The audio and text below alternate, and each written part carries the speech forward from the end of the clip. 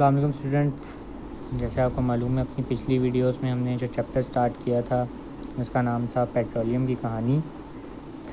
اس کی ہم نے ریڈنگ کی تھی پچھلے 4 پارٹ. اگر ابھی تک آپ نے نہیں دیکھے تو آپ جا کے دیکھ سکتے ہیں. تو یہ چیپٹر ختم ہو گیا تھا لاسٹ ویڈیو میں. آج اس کی کچھ ایکسرسائز سے کوشچن ہیں وہ پڑھ لیتے ہیں اور MCQs وغیرہ ہیں وہ دیکھ لیتے ہیں. چند ایک سوال اور ہیں ان پہ بھی نظر ڈال لیتے ہیں. تو سب سے پہلے مشق کا سوال ہے، درج ذیل سوالات کے جواب دیجیے.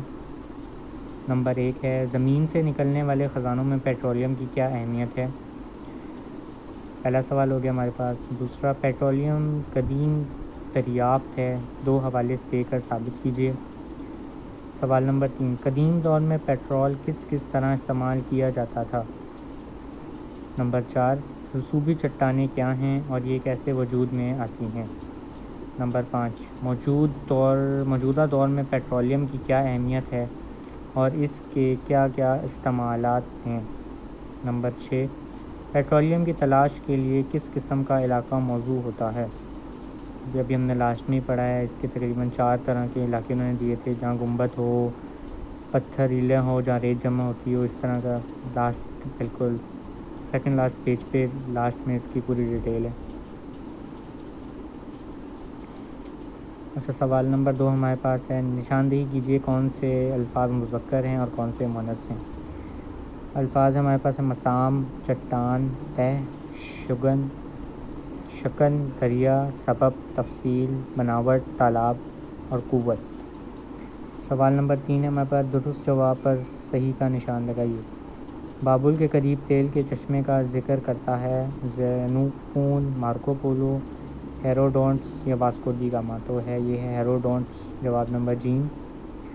نمبر 2، دنیا کی تیز ترین مشینیں چلتی ہیں کوئلے سے، بجلی سے، پیٹرول سے، گیس سے. پیٹرول سے. ج، کیمیائی نقطۂ نگاہ سے پیٹرولیم چیز ہے سادہ، پیچیدہ، سخت یا بیکار؟ سادہ چیز ہے.